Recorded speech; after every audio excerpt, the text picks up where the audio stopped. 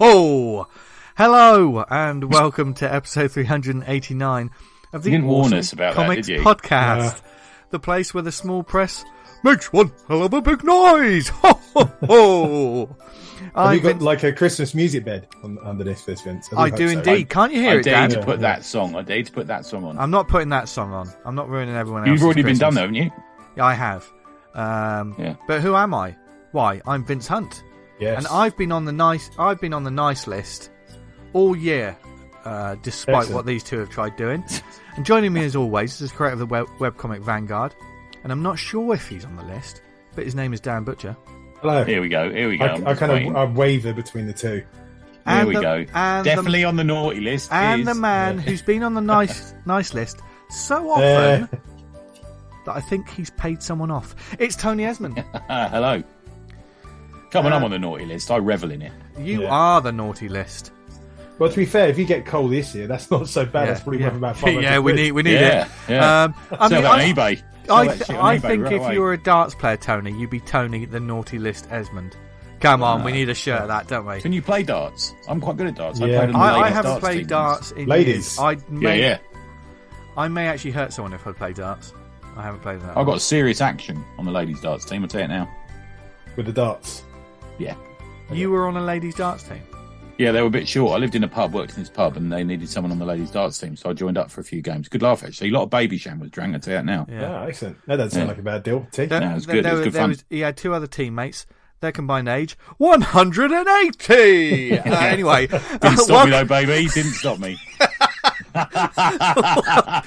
Welcome to the show, everyone. Playing darts. Yes. Darts. Yes. More pricks than a second-hand apple.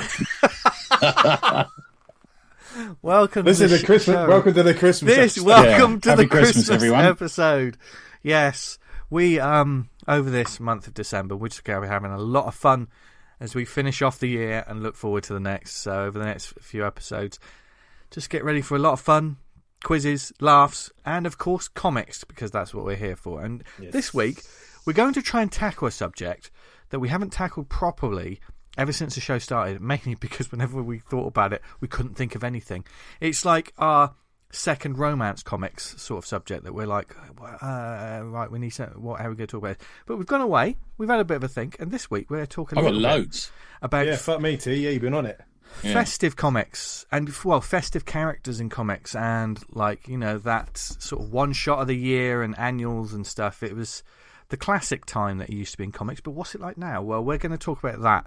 And we've got one week. special one, haven't we? Take a dive on. Yes.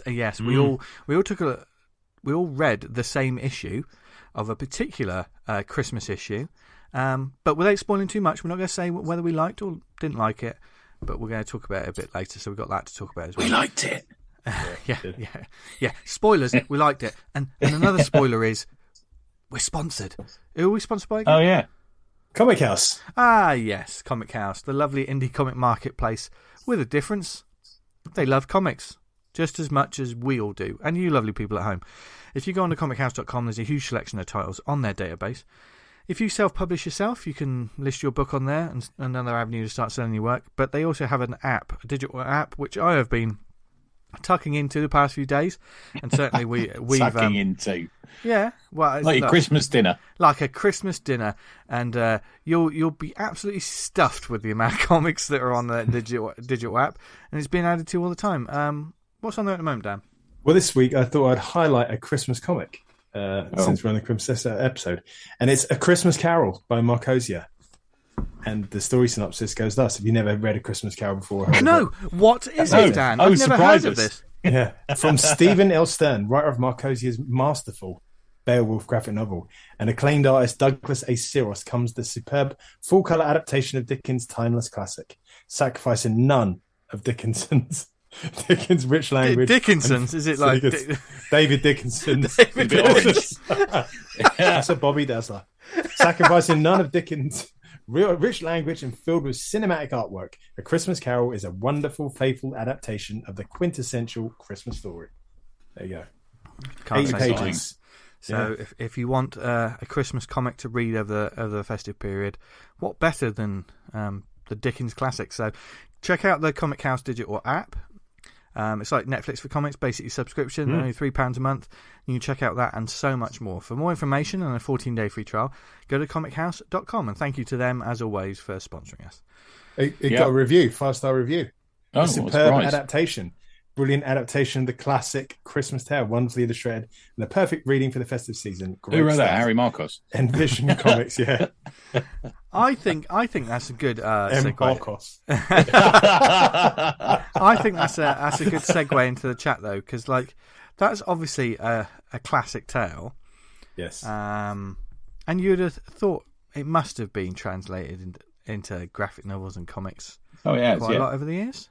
Has there been a superhero Christmas Carol? Oh yeah, God, there must be. there I mean, is. Lord knows in film we've had so much of it. I'd never want to see that story ever again in my life. Yeah, it's been done. When the Muppets did it, that's all we need. All we need is the Muppets. Yeah. That's it. Yeah. Yeah. Like I said, I watched Blackadder's Christmas Carol night before last, and that still fucking holds up. That's absolutely fantastic. That, but they spin it on his head, don't they? Yeah, because he's nice, and then he becomes nasty. Nasty, yeah.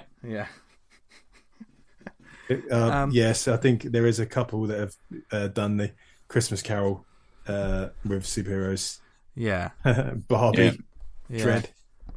Yeah. God, yeah. Do you reckon Dread's done it? It says that I think in this he article. has. Yeah. Really? Wow. Yeah. But Christmas stories are a funny one and sort of seasonal. And it's always, I mean, say seasonal, but let's face it, it's all about Christmas, isn't it? It's not about the New Year or things like that. But Christmas comics for me, I've never really, over the years, really been into them. And I'll tell you probably the reason why. And what I'll start with this question. A Christmas story is the quintessential one-shot comic for me, especially if you have an ongoing book. Yes, we've had OGNs of like Santa Claus, I don't know, obliterates Christmas or whatever, you know. But if we look at the big two, it's usually just that Christmas special issue, isn't it? I can take it or leave it because most of the time, over my reading experience, they've never really had a lingering impact on the comic series going forward. No. Unless, of course, Tony's the oracle on this, but it feels like the Christmas issues are a chance to just do a fun little story that doesn't really have any real effect on anything. Would you say that? Well, like standalone kind of thing. Yeah, let me play a slight devil's advocate in this because I think the dynamic in it has changed. Yeah. And the reason I say this is the consuming of comics maybe prior to 2000 was on a weekly or a monthly basis. Will you agree with me on that? Yeah. Since then, the main consumption of comics has been in trade, probably. Of these comics. So when you had a comic that was coming out every month and people were enjoying it every month, it's all more importantly every week in the UK, you would have a Christmas story because people are reading it in a timely fashion. Yes. That makes sense. Yeah. But with the delays and the collections and everything like that going on now, there's no need for it. So say, for example, you're reading DC Comics Presents, the team up book. There's an incident in that where the Christmas issue is Superman teams up with Santa Claus to fight the Toy Man. Yeah. Now that would have come out at Christmas. Kids would have read it at Christmas, and then they would have moved on to the next book.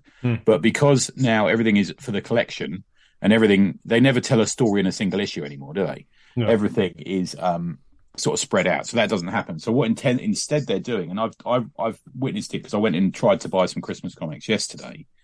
Gosh, and I got DC's Grifter. Grifter got run over by a reindeer, 80-page DC giant with the various stories in it, and that's a one-off, which is fucking awful. Like genuinely, there's one story in here that looks like it's come from someone's first comic. And then the other one is the Archie Christmas Spectacular, which is a single one-off. Now I think that's more the way they're doing it now. Okay. It doesn't have to be caught up in continuity because knowing what they're like, Marvel and DC would both fuck up the continuity, wouldn't they? Oh, yeah. It'd come out wrong. So you don't get that familiar character like Green Arrow, in the Mike Grell series, it would have been Christmas in Seattle, and he'd solve a crime where someone was going around killing Santas or something like that, Yeah. You don't get that anymore. No. But I think you're right, Vince. I think it would have been a single issue Yeah. It can't be more than one because it'll spread it out. Suddenly you're in March reading a comic about something happening at Christmas. Nobody wants to read that, do they? Yeah. No, not at all. Yeah. And it isn't. It's interesting because the Christmas issue wasn't always the annual issue. The annuals became different things, weren't they? They are certainly story-wise, they were their own separate entities. But like you say, when you had that ongoing month to month, it must have been interesting planning those things, or it must be interesting planning those things for things currently happening, because it is a timing issue, and they have to plan these things so far in advance and get them ready. Like 2000 AD do it, don't they? 2000 AD have a Dread story every year. But you have the lead up to it, and they have all these. Oh, we've got all our, these. Well, I think I should just ask this question: what is the relevance of a Christmas comic? And I'll back that up with my thoughts that we're constantly hearing, here is our slate for the next year. Event. Yawn. Yeah, blah, blah, blah. Where do you find that gap? Yeah. So you have all of these events. Oh, there's a Christmas comic. Is it should they even do it? I mean, because it's such a seasonal and time-specific thing. And for most of these stories, they aren't really time-specific, are they? We don't really have... No, that's become irrelevant these days. Yeah. Because people read it on apps. Yeah. When the apps come a couple of months later, don't they? Yeah. So what's the point of having a Christmas story? And people are like, well, they'll be reading it all year round, so you don't want to make it too summer, you don't want to make it too autumn, unless there's a specific Halloween issue or they'll lean into it. And that's kind of what the Christmas stuff does. But I don't want us to get too humbuggy about this, because I think what's important, I mean, you both know that I fucking love Christmas. I've expressed it previously. But what do you two like Christmas? Yeah. I really like Christmas. Big fans? Yeah. Oh, God, yeah. Yeah. So do you enjoy fiction about Christmas? And that can be movies or songs or comics. Yeah, totally. Yeah. Yeah. I'm all fucking about it. I kind of have to time it just right to start banging on the Christmas films and the music just to kind of make sure I don't fucking burn out on it before. It is one of it's the event of the year, which is very much time specific.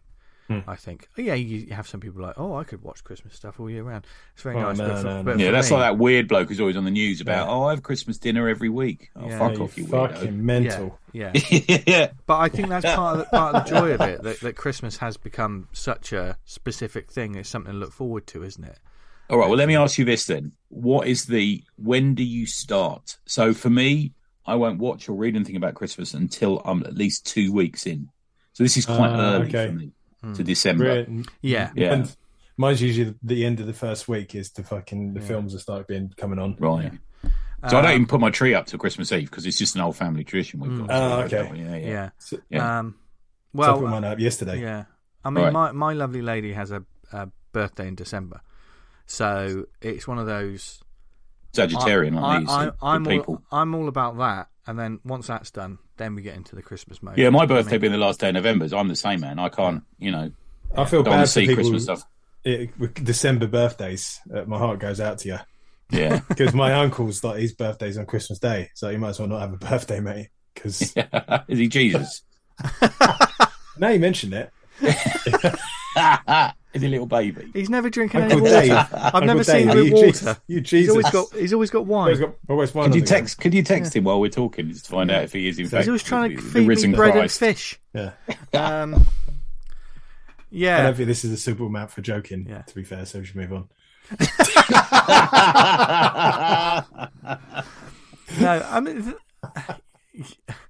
Christmas is that sort of, when you watch a good Christmas film or listen to a good, unless you're a complete bar humbug type person, it does put you in a good mood, doesn't it? There's the joy of it, and I think Christmas comics should have a certain element of joy in them. Certainly. Well, let me ask you this then: how do you feel about writing one or creating one? Would you do that? I don't think, right, and I'm going to say this because it's never going to happen.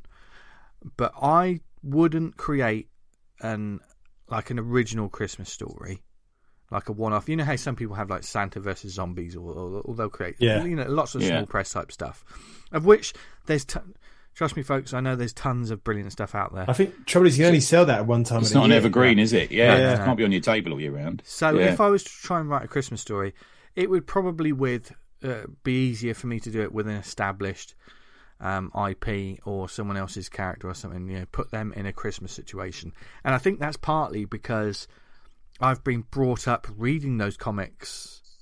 You know, like your Justice League or your X-Men or your Avengers or your Judge Dredd or whatever, where it is my brain is locked into that kind of thinking rather than doing something completely original. Okay. Does that make sense? Fair enough. Yeah. That's what I think, anyway. What about you guys? Good. Yeah, I wouldn't do. I don't. To be fair, the comics I wrote, I don't want to be thinking about Christmas like that. To be fair, it takes me about 5-6 months to do a fucking single issue. So if I did a comic like that, that's like half the year.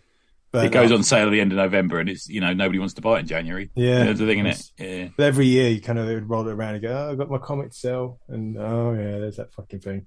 I don't know. Maybe I'll do like see, I've done Viper, just finished on Kickstarter. I've got a little graphic I've done with him wearing a Santa hat, and I'm going to put that out nearer the time. Yeah, nice. For Christmas. But yeah, you can do something like that. But I think doing a whole comic, hats off to you if you want to. But I'm not sure if I'd do it. I may have just had an idea for some charity thing. I'm going to have to talk to you guys about this afterwards. Okay.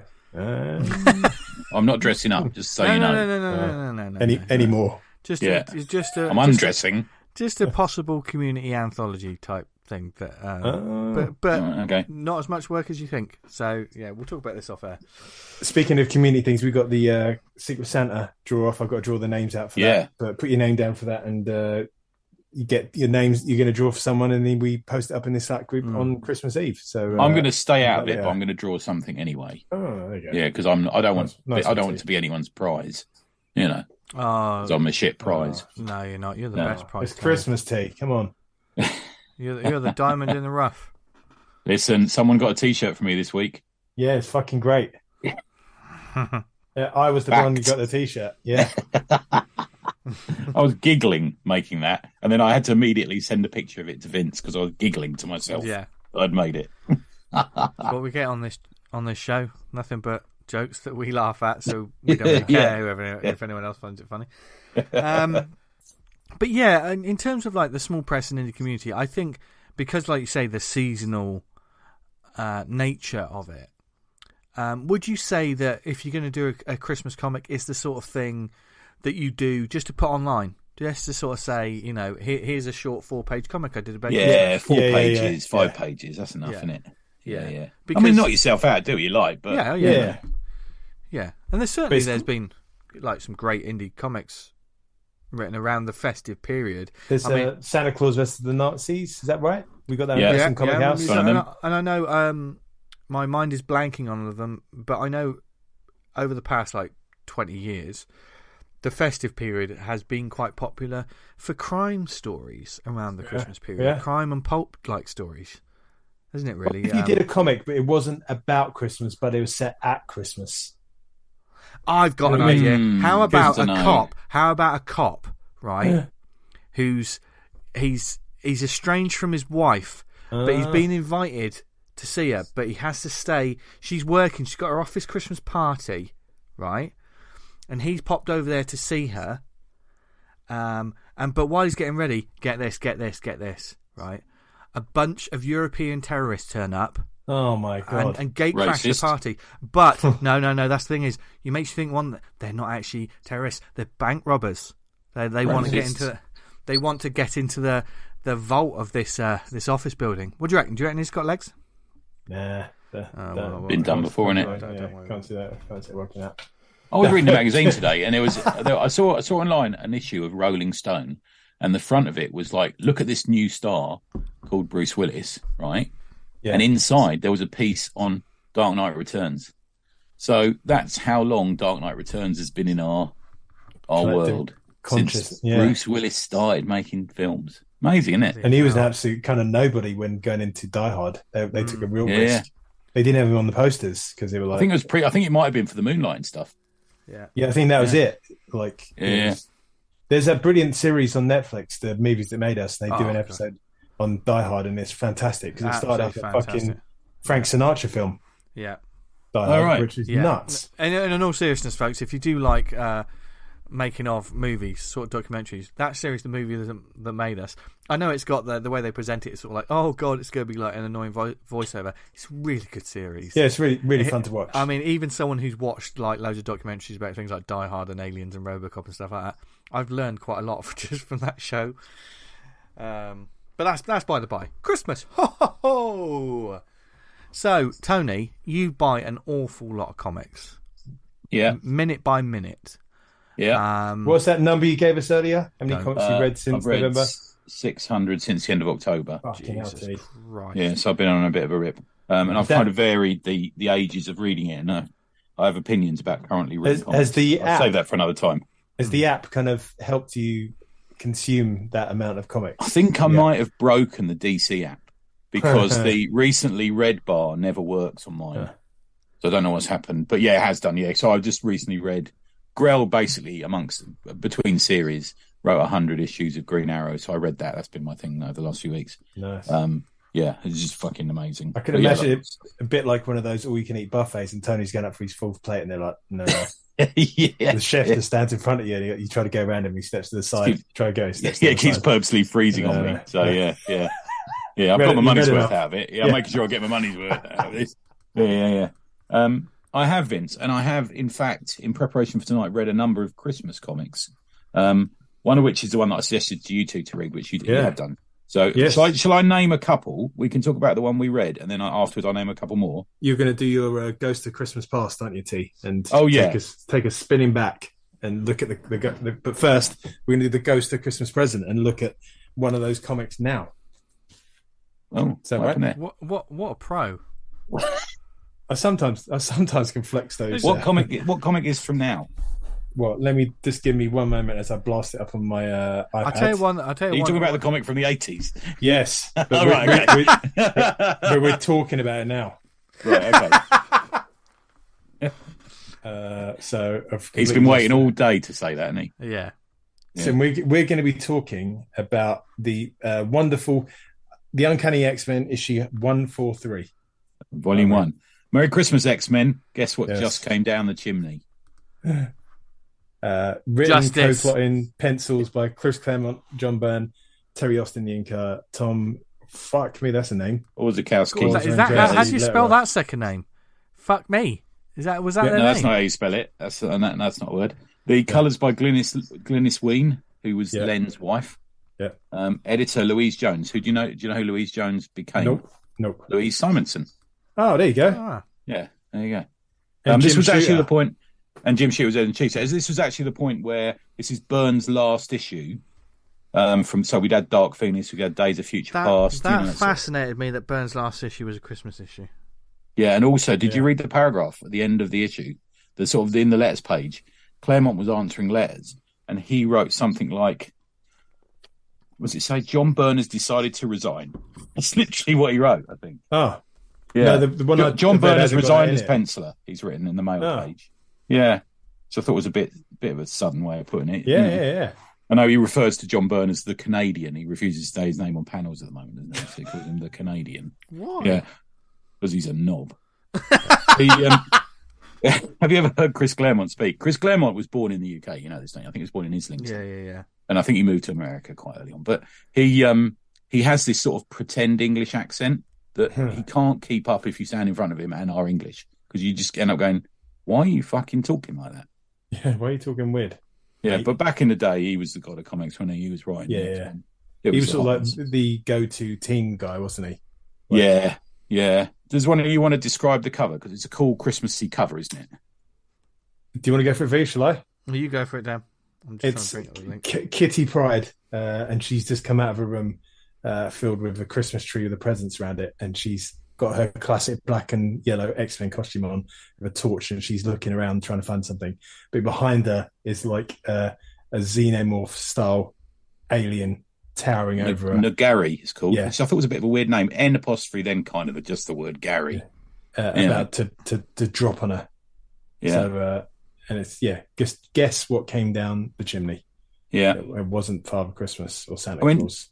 I don't know what you think, but for me, this is peak X-Men. I don't think it ever got better than this. I think anyone who says, "Oh, what about Grant Morris?" can go suck a dick. Honestly, do you know what I mean? This is like the best bit of it. I think especially the lineup.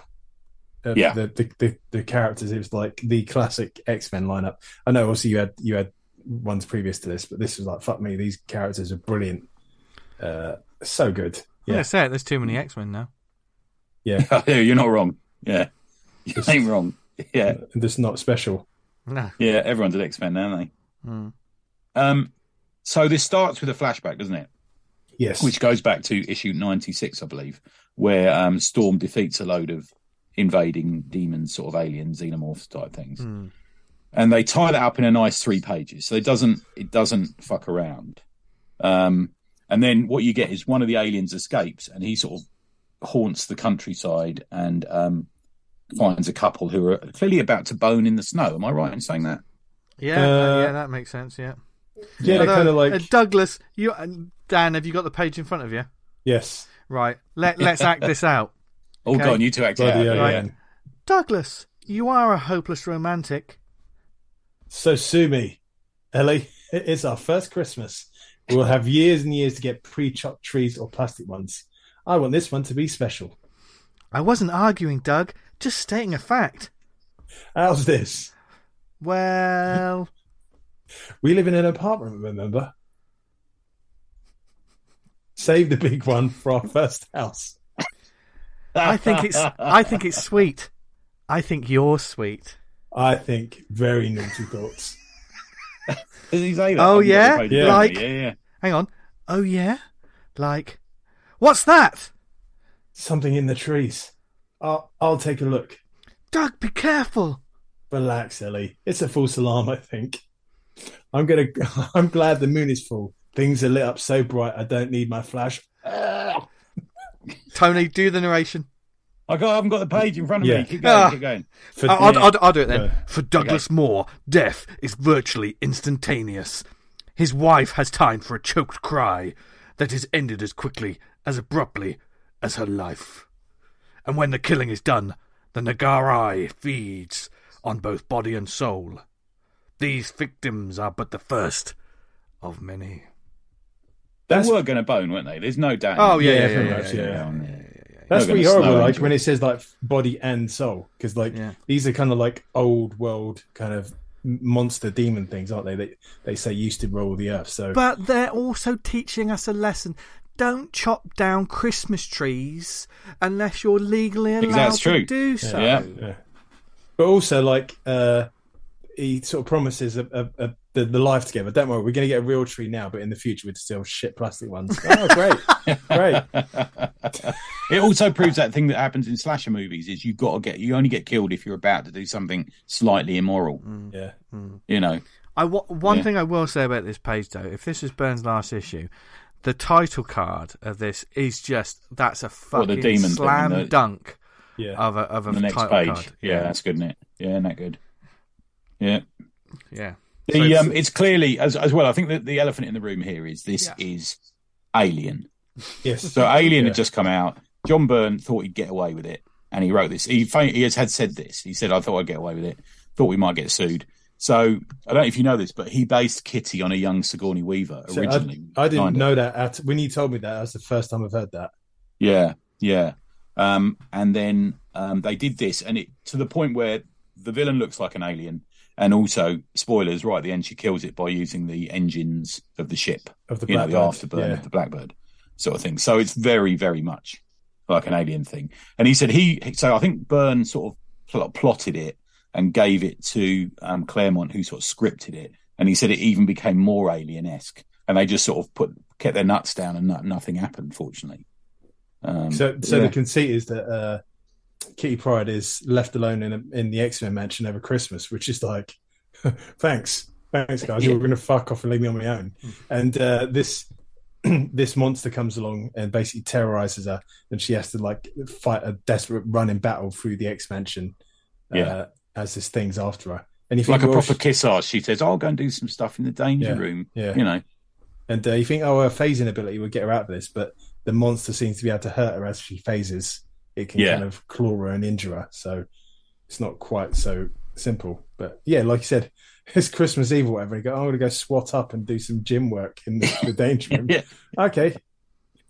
Also, Claremont's famous for having these. So he'd run A, B, and C plots, wouldn't he? So the A plot in this is obviously the Kitty fight. Then there will be a B plot, which is something that's coming up soon. So in this one, you've got Cyclops being away, and he returns in the next issue. Right. And then the C plot will be something else that's sort of trailing along. So there's a couple of things in this that are really interesting. So it's the first.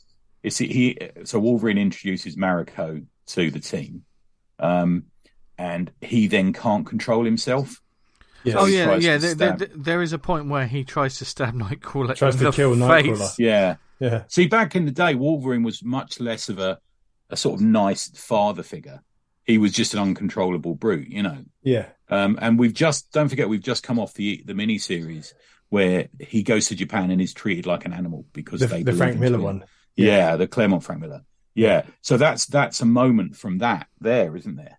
You know? So they do that as well. I will say that on Wolverine's jacket, I think I'm going to say that John Byrne adds those pockets on afterwards last. Yeah, I think so. Right.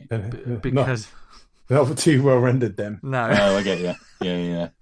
I like the fact that he dresses as a cowboy as well. Oh, I yeah, like that. Yeah. He's always kind of had that going on, though, hasn't he? He has like the Stetson and stuff. Yeah, I like that. Yeah. And the way draws Colossus, man. Byrne and Austin, they kill on Colossus. He absolutely fucking so good. In the panel. There's a second panel on that page where Colossus is absolutely towering over Wolverine. Like, Wolverine's just basically top of his head's coming up to his nipple. Oh yeah. He's fucking massive. Yeah. I don't think that's quite right. No, that's not quite right. Yeah. Yeah. But it's good. And then we obviously get a bit where it's sort of sexually. There's a couple of moments in this that you think, oh, because at one point, don't forget, Kitty's meant to be 14. Oh, really? Okay, she's quite young in this. I thought she was like 16 now, but you know better than me, T. I'm going to say 14 or 15, and she's got a sort of crush on Colossus.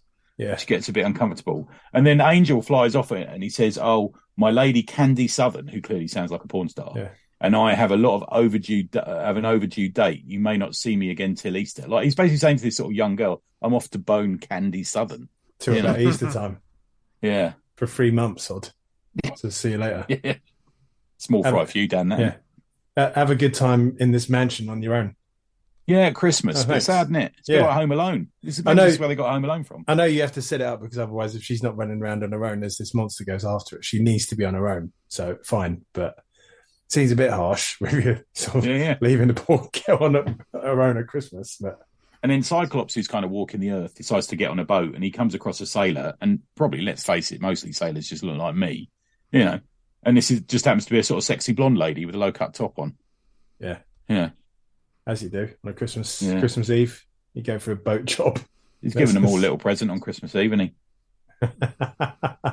God. So she's kind of like working out in the danger room, going through the steps, and then someone breaks into Oro's garden workshop kind of thing, and all the flowers are dead, and she's like, "What the fuck is going on?" And then the monster springs upon her. But they do the alien movie xenomorph thing, don't they? Because they have that goo on the floor, like the blood goo. Yeah. And then it just absolutely tears through the mansion. I mean, Christ, there's so much collateral damage in this. Yeah, some absolutely. I remember reading this at the time. Though. Yeah, I remember reading this at the time, and when she first confronts her, I'm like, "What a panel that is!" Yeah, that's great. It's kind of weird because as an artist, I wouldn't do something like that, but it works absolutely fantastically. It's kind of the monster's like closer to the reader, and he's towering over Kitty, and it's framed in kind of like a purple square that's kind of offset with black around it. And it's a weird background, but I think he's wise not to have a background on there because it doesn't. It doesn't distract from the image, the foreground, does it? You know. And it's the fact because you got this purple, and then you got the monster overlaying it. It feels like it gives it kind of it's popping out. It's so over the top, and it works. Really works. Yeah, and this is the bit you liked, V, wasn't it? It was the chase through the mansion. Yeah, because it really does give me a sense like this thing is truly unstoppable, which I think you don't get enough of. Yeah, like this thing, like nothing can really stop this thing. It's amazing. And some of I like the sort of cutaway panels, almost like you can see like the side of the building has been cut away, and you can see like several different rooms at once as this thing's chasing after her. It's just amazing stuff. That panel. That's good because it works with the phasing thing, doesn't it? Yeah. She's phasing as it's sort of bashing through walls, and she's phasing ahead of it. Like that bit where she goes down through the stairs into the sort of janitor's closet thing is good as well. Yeah. It's really good as well. The next page, you kind of got her. She kind of goes from there out from the closet underneath the stairs, and she's reaching from right to left, which brings the eye back over to the left-hand side of the page, which is like one big panel. And then the beast is crashing through, which sends you back over that way. That kind of flow is like what I look for when I'm kind of looking at comic pages and seeing how they're constructed. How does the artist bring my eye around the page and get me to go where I want? And Byrne is like showing it here. I mean, even the bottom panel, you got the claws. They go through Kitty Pryde, but when you trace them back, it goes back into the monster on the next page, which draws you back onto the next panel. It's well done. It's so good, isn't it? What you should be doing as a comic artist. There's a genuine sense of menace as well and tension in it, isn't there? Which just works so well. You know what you said about it based on the alien thing? I'm not sure if I would have got that, but when you get right to the end, and as you mentioned, it kind of gets blasted by the Blackbird engines. It's like, this is alien. Yeah, there's a couple of shadows in it. You think the head's very similar, isn't it, and the tail and stuff, but it's not exactly the same. No. Yeah. No. Yeah. But am I right? Like she sits in the jet and it comes running up the corridor and she ignites the engine and blows it away. I was a bit confused when I first read the end of the comic. I was like, well, fucking hell, what happened there? I had to reread it. Yeah, I get you. Yeah, I know what you mean. Because like it kind of does the Terminator ending where like she gets out, there's like fire and destruction everywhere. It's like, oh, did I kill it? And then the last panel is like its hand come shooting out the flames at her face. And it says, oh, she has time to scream. And then it cuts to like the X-Men coming back to the mansion. Yeah, it's not until the last 4 panels of the comic that you realise what's happened, because you don't see what's happened. And she sort of explains that it kind of it just died and kind of fell to ash. And the X-Men come back, and like she's pleased to see them, and her mum and dad are there. And it's obviously been a while because her dad's grown a beard. I know that bit where she's literally just died, but when they arrive back, she's by the fire, she's sitting there in her dressing gown, and the first thing she thinks is, "Mum and Dad, you've grown a beard." By the way, I don't know if you know this, I've just been attacked and almost died and fucking destroyed most of the mansion when an alien attacked me. Yeah. And she almost tells Aurora because she thinks she's in the ship for doing it. Yeah. It's like the Kitty. I've just been upstairs to my attic. Uh-oh. As if you would notice it. What precisely happened while we were gone? Yeah. I was attacked by a big ugly monster. So it's wrecked the danger room and the Blackbird in the hangar. So only a few quid then. I mean, we can talk about the dialogue or the certain what could be described as campy nature of some of it these days. But I'll say that I had so much fun reading this issue. I really enjoyed this. Yeah, from we're nitpicking it for comedy value, but I really enjoyed it. But certainly there's one thing. What we haven't described is during all of this action, while she's being chased, phasing through walls and trying to stop this thing, and the creatures ripping apart the building, she's thinking a lot in her head. There's an awful lot of thought bubbles. It's very overwritten, this, I think. From our sensibilities these days. Yeah. But I did, looking at it, I did think, and I would say, listeners, if you haven't checked out this issue, see if you can get hold of it. It is a cracking issue that you don't need to know anything. I'm not really au fait with that stuff, so they always talk about the one, and you should be able to jump in on a comic. You can with this. That's the beauty of it. Totally. This is a whole meal, man. Yeah. This is just a good comic. If you're going on holiday with the kids, you buy this, and the kids wouldn't be like, "What? Who's this guy?" It's just a cracking read. Yeah. And the thing is, like, this would be 6 issues now if this was a miniseries. Yeah. There'd be no dialogue. It'd be all the action. Certainly, which is it's good in a way because of I think comics in this day and age have become more cinematic. But I think with an issue like this, without those thought balloons, it just becomes a storyboard. Where something like this it adds a charm to it. It really, and certainly they do a lot more character work within those thought bubbles. And I mourn the loss of thought bubbles in comics.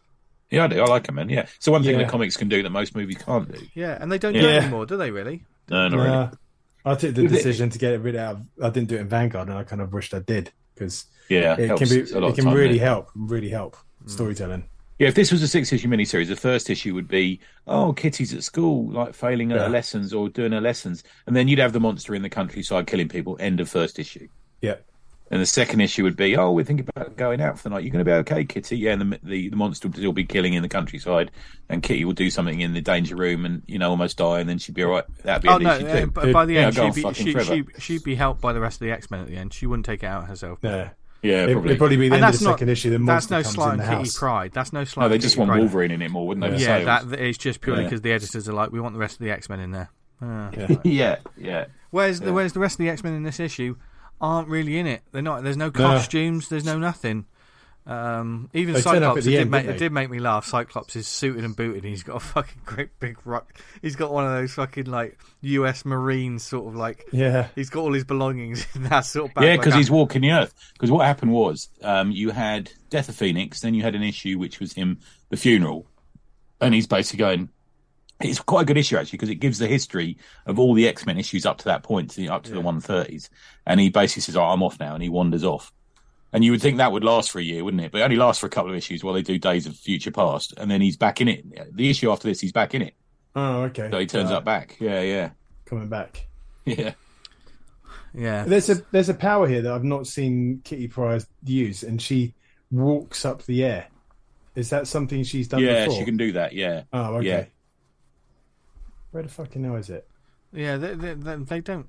They're more about the phasing, aren't they, with Kitty Yeah. Pryde and stuff? Once more using her phasing ability to literally walk on individual molecules of air. Kitty Yeah, ascends because that's how and she falls walks through when she's phasing, how she travels up and down through things. Oh, That's gotcha. what Okay, they're that makes saying, sense. But this was Yeah. a great example. I mean, let's face it. Honestly, when it looked on the slate, apart from if it wasn't John Byrne's last issue, this is just another one of those issues that's just on the slate that they're on there. They're chugging through. Workhorse. Let's get but they're still planting seeds for character stuff, like Tony said, and they're developing characters a little bit. It's certainly Kitty Pryde has a spotlight on this issue, but it's a wonderful example of the Christmas issue, the festive issue, being a one and done. This is a kind of a rare one in a sense of like there's nothing really ho ho ho, the cheesy tie in to Santa and giving gifts and stuff like that. This is just a story that happens. If you ask me, some of the best Christmas sort of stories are brilliant stories. It just happens around Christmas. I was going to say, because this is literally like the Christmas. It's got the Christmas aspect to it, but you could remove it and it'd still be what it is. Yeah, I think you could, couldn't you? Yeah. It does give it a nice feel I being agree. alone over Christmas. Yeah, I think, but yeah, I think you're right, man. It could easily just have been an issue without it being a Christmas issue, which is good. I mean, they've come off a couple of bigger stories, haven't they? I know Days of Future Past, everyone seems to think it's like 20 issues, but it's only 2. But before that, you had the Dark Phoenix saga, which ran for quite a while. So to throw these, and the next issue was a one-off issue as well. So this happens a little bit now for a bit. I think that's a good idea to have. If you have these big story arcs, have a couple of 1-2 stories where you can just let the characters and readers breathe a little before you go on your next fucking. And the X-Men and Avengers used to do that quite a lot because they used to like go and play baseball or something, didn't they? Or there'd be one just about Jarvis defeating a supervillain or something. They used to do it quite a lot, and I think it worked quite well. Plus, you need that character development to be invested in the characters, which is what worked with the X-Men back then. Nowadays, it's just different X-Men every week. You don't care about them, Good, it's quite a fun read. Will you guys go back and read the rest of it? Have you read the other Byrne issues? I tell you what, this made me want to read them. Go back. It made me want to just think, I want to just experience. Not a long run, man. It's only from the early hundreds to then, which is 4-3. So I haven't really experienced like that. Like, for instance, like the Dark Phoenix saga and stuff was something that didn't pass me by, and because it's not a long series. You could read it in 6 issues. So much was made of that it almost put me off. That's 2 movies at this point. Is it all on the app? The Yeah. Marvel app. Oh, we could just jump in there. I might do that. Do a free month. Yeah. So things like this are fun, like these one and done stories.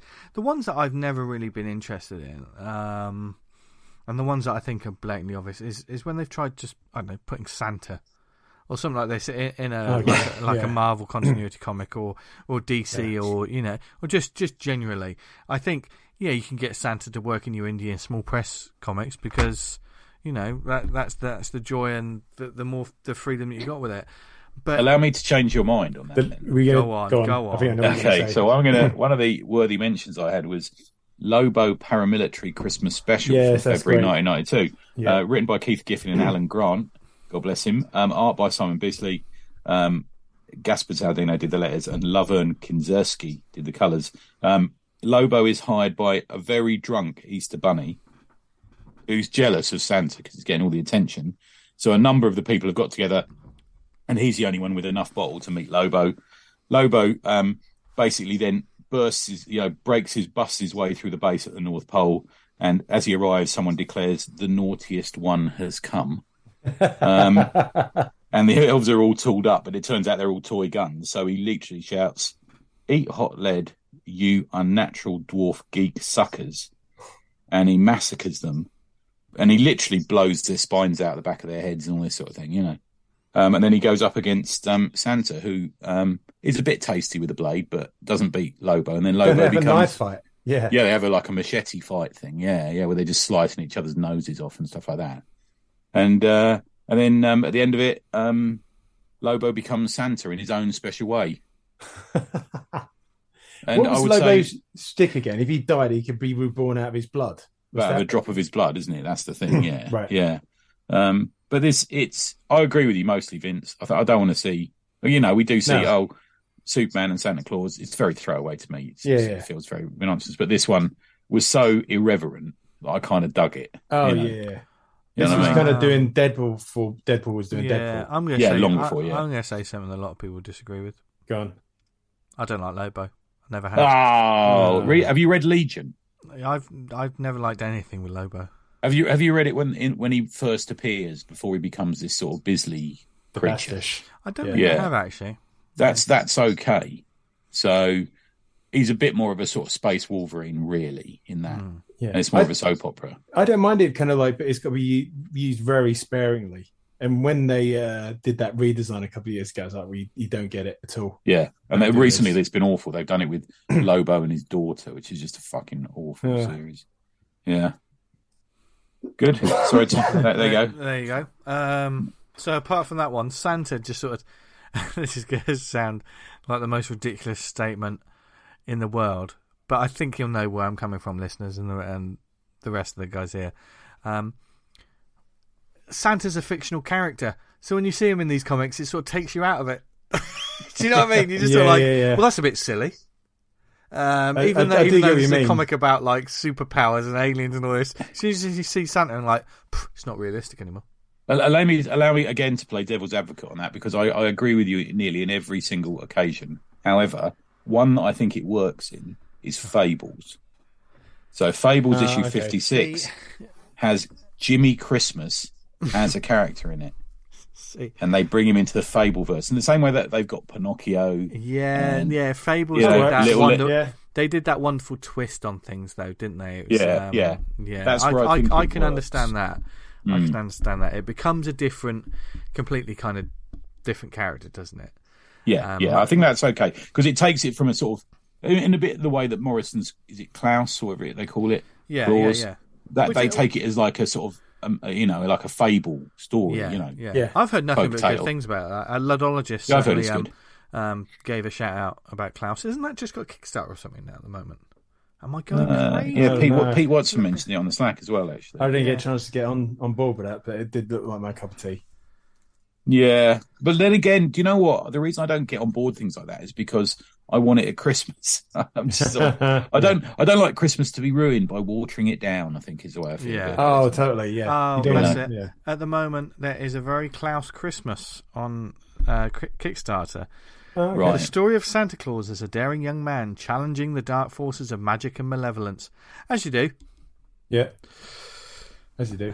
I tell you what, though, it had an £8,000 goal. Right. It's got 113,000, so it's fucking hell, doing all right. Done its money. It's doing all right. Well, you think about it, this is the time of year you're going to put something like that out. It's going to do well. Yeah. But like I said, this will probably turn up in January, February, March. And you're like, I'm not interested now. And then you'll forget you got the digital copy. What fucked up about this? Oh, the I tell you what, the estimated delivery for the digital. Go on. Oh, Christmas Day. No, that's wrong. That's wrong. It's next year. Or Christmas next year. Estimated delivery November 2023. What? There'll be a load of people on Twitter moaning about that. you get email-ready digital cards featuring the artwork. It's brilliant artwork, I will say. Dan Moore's artwork looks amazing from this page. Yeah, Dan Moore is great, man. I'm reading some DC books. But there's a digital huge line for him in New York. Yeah, digital holiday card bundle that is December 2022. But any physicals are next year. Fair enough. I love a physical. I guess you'd want to hang on to it till Christmas to read it. Maybe, I don't know. Yeah, what's the point getting it before then? I suppose. Yeah. Yeah. Can I do another couple of worthy mentions? Of course, yes. Hellblazer issue 49 by Garth Ennis and Steve Dillon is where John spends Christmas Eve with a depressed ghost. Now, it's called The Ghost of Christmas Never. Now, if you were John Constantine, what would you do? Take him on the piss. Yeah. Cheer him up, which is what he does. It's just a lovely, lovely issue.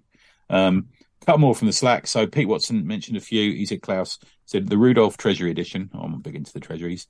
Ambush Bug Stocking Stuffer. I love Ambush Bug.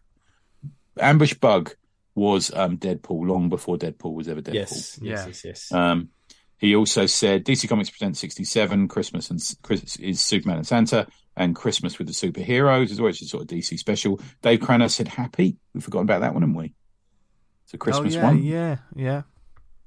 Pete Dory said Giant Superhero Holiday Grab Bag, which was a worthy mention in mine as well, which is a Treasury edition, which mostly, I don't know if you've got any Marvel Treasuries at home, but they are mostly reprints. So in this one, you've got Even an Android Can Cry from Avengers 58. You got the Silver Surfer Hulk Battle from Tales to Astonish 93 in a sort of an oversized format. But this one was unusual in that its framing sequence was the Fantastic Four having a snowball fight with the Avengers and Spider-Man. And there'd be a moment like where Spider-Man would dump a load of snow on the thing and think, what are you doing? And then he'd say, do you remember that time we fought such and such? And then they would go into the reprint. You see what I mean? Yeah. So it's lovely framing sequence, and the cover is brilliant. The cover is Ben Grimm's clearly the Santa Claus of the Marvel Universe, isn't he? And he's on the sleigh, and the sleigh's being led around by Thor and the Hulk and all this sort of thing. And it's beautiful. I love it. I read it 1,000 times as a kid. What a great issue. That's great. Yeah. A couple of other ones. So Jordan Thomas said there's a Hellboy at Christmas issue, which there is. Very good. Mm-hmm. Ben Clark mentioned that Dredd does a Christmas episode every year. There's a couple of other ones. So I know Simon Russell mentioned the Daredevil and the Senti issues. They did quite a few in the snow, sort of had a Christmas feel to them. And there's one that's got art by the Todd Father and Al Milgrom. It's not an overpowering Todd Father art either in that one, which is quite nice. And the Nam did one. Do you remember the Nam did a Christmas in Vietnam, and they had there was like they used to put on shows for the GIs. The GIs, yeah. And there was an actress stroke singer, and she comes by and she kisses one of the sort of depressed GIs at the back of the stage. And that was quite a nice little one, that one. I like that. Nice touch, that. Yeah. And the other one I had ready to talk about was Batman and the Outsiders 19, which have a Google if you can see the cover, guys. I think this is like the quintessential DC Christmas cover. I loved it. So it's Batman and the Outsiders 19, Mike W. Barr and Jim Aparo. And it's the cover is Superman fighting Geoforce but they've drawn it within a bauble on a Christmas tree for no reason. They're not trapped in a bauble or anything. Like a nice little cover, and I really like that one. Yeah. Nice. You got Batman Noel by Lieber Mayhew, and you got Hulk 378, which is the one, I think it's a Peter David issue, which is the one where the Hulk fights the Rhino, who's dressed as Santa in a department store, which is quite a nice one. Nice. There's a lot out there, man. If you put Christmas into the app, Marvel or the DC app, or the Comic House one, or the Comixology one, you'll find there's loads. Yeah, loads. Yeah, absolutely loads in there. I will give a shout out to the Beano as well. Beano, if you go on Beano.com, they've actually got a page which is classic Christmas comics, and they've got this is classic stuff that looks like they've scanned it in and you can just read it. Things like from Dennis and Asher, Bash Street Kids, Minnie the Minx, Roger the Dodger, Pansy Potter, Big Ego, Jonah, Calamity, James, Lord Snooty, Biffo, and Pup Parade. And these are just classic. I mean, it looks like these were done in like 2021, I think, but they're scanning them. They're just scanning the original spreads. You can just read the original. If you go, like, they take it panel by panel as well. So, they've put...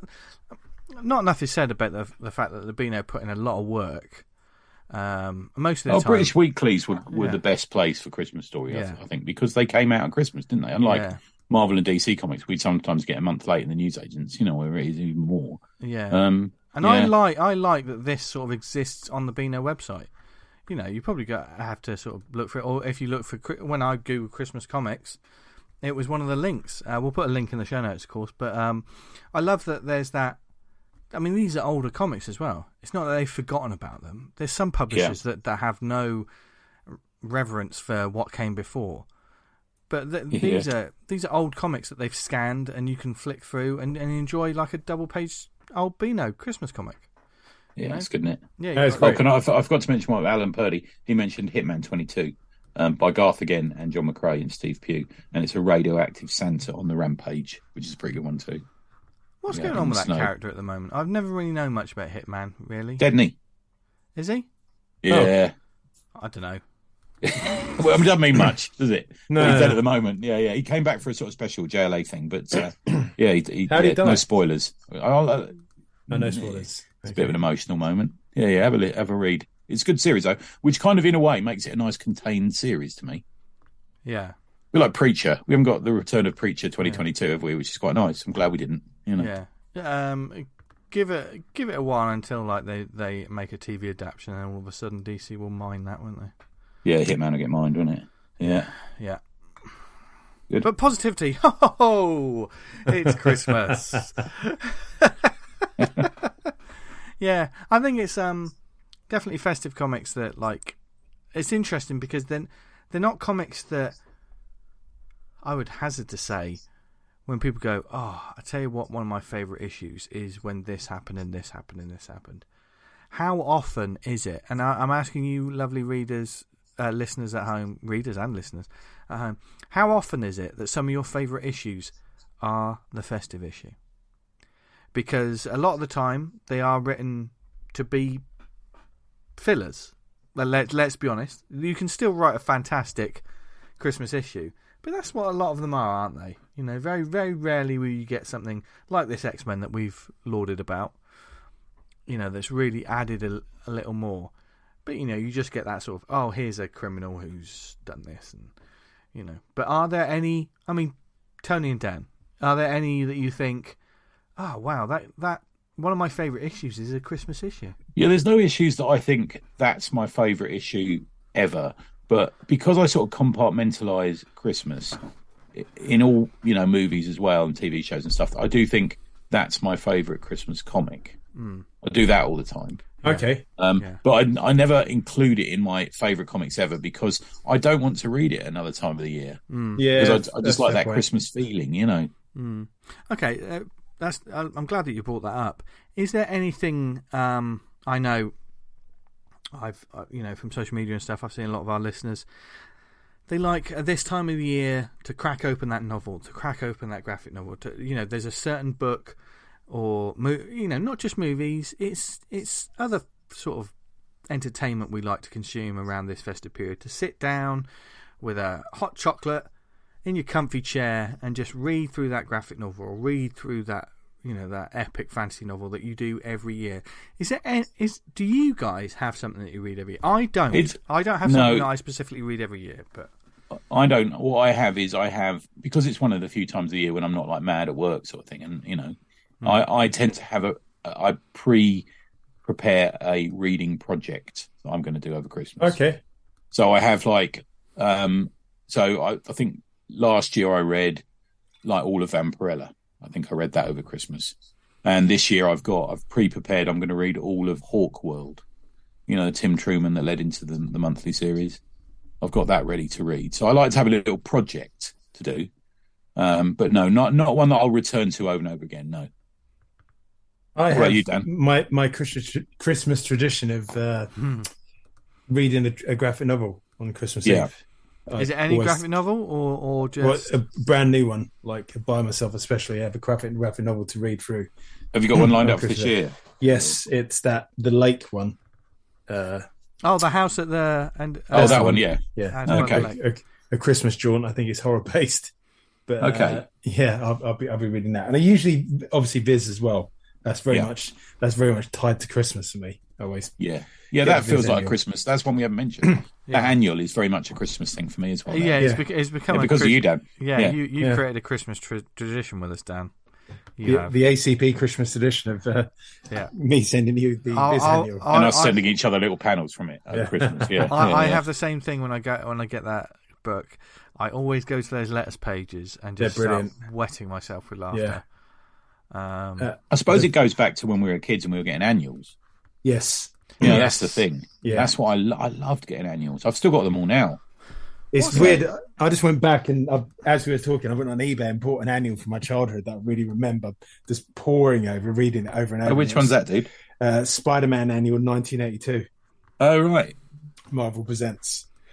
Cool. It's got like a kind of white cover with Spider-Man swinging in. You got Electro, Craven, and Vulture and Scorpion. And the story is like it's snowing outside. I don't think it's around Christmas, but Spider-Man's got flu and he has to fight both Craven the Hunter and the Vulture, and he's getting absolutely turned over because he can barely stand. But then obviously at the end of it, he kind of gets over it and then busts them both up. But I remember reading that fucking thing over and over. Loved it. That's class, man. Yeah. So 2000 AD, the 2000 AD annuals and the Judge Dredd annuals and stuff were classics. My Christmases.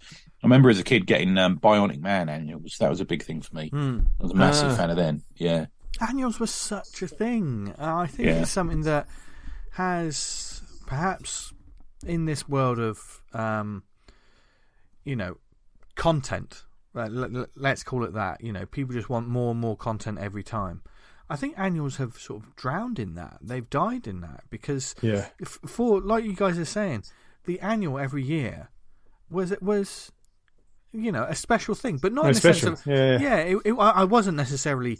It wasn't like I was clamouring for that. Oh yeah, I can't wait for that. But it was cool to see it there, and certainly in the UK, being a kid, those sort of A4 hardback annuals. That was the first sort of annuals I got. The Marvel Superheroes one, which I reread, which was bits of comics, bits of prose. They had taken comics pages and sort of written prose around them. That was when I. There'd be a quiz in there or a maze or something as well, wouldn't there? Yeah. That was when I discovered that Doc. What's the. Oh, God. Green hair. The Hulk. Doc Samson. Doc Samson. I wanted to say Savage. That's why I asked. Doc Samson knocked the Hulk out with a punch. That was in the Marvel. I'll never forget that cover because it was a classic sort of. Almost the passport photos of the Marvel Universe, probably drawn by Byrne, probably now that I look at it. It's just the straight-on headshots, and there was 12 of them on the cover, and it just said Marvel Superheroes. And I remember I just really wanted that annual, and when I got it, I just reread it. Of course, I can't, because I'm an old man, I can't remember what was in it now, apart from that moment that was no doubt in a comic itself, but I remembered it, I think they wrote it as sort of like prose. It was more like a children's sort of storybook that they put pictures around of and I remember Doc Samson realising he had broken his hand when he punched him, but he managed to knock out the Hulk. And that moment has lived with me because I just think, at the end of the day, Doc Samson knocked out the Hulk once. Yeah.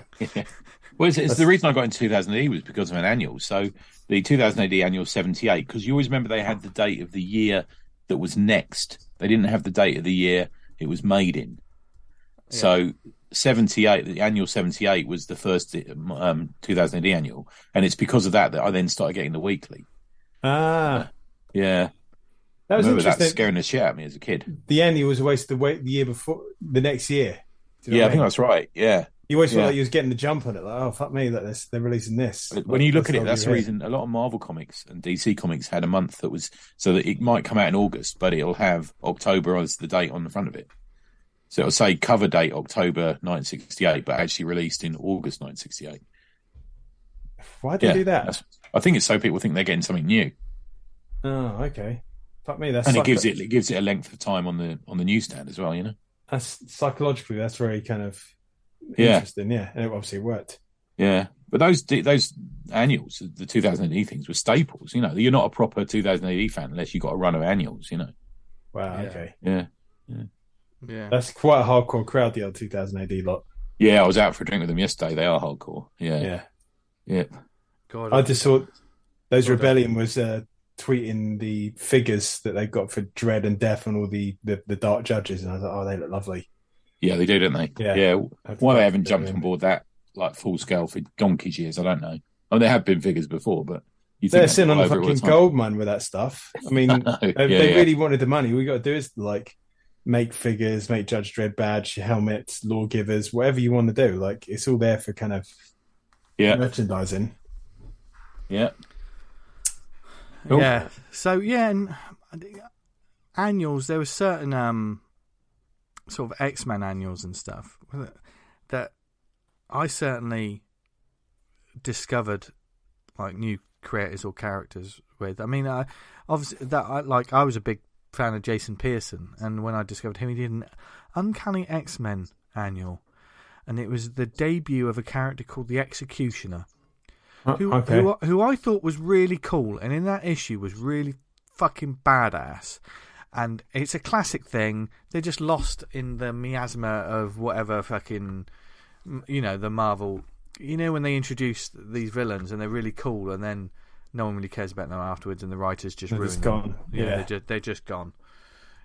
That's really sad. Go on. They're like a super being turned up. They're going to turn everything on his head, and then a couple of issues later, they're just gone, and no one mentions them ever again. Yeah. Yeah. But that's just because Americans don't understand the annual thing for us, do they? Because they think annuals are a summer event. Because the comic annuals they get come out in the summer.